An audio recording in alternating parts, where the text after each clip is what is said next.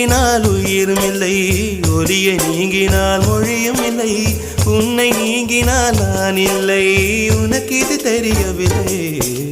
பூமி சுற்றுவது நின்று விட்டால் புவியில் என்றுமே மாற்றமில்லை, புருஷன் சுற்றுவது நின்று விட்டால்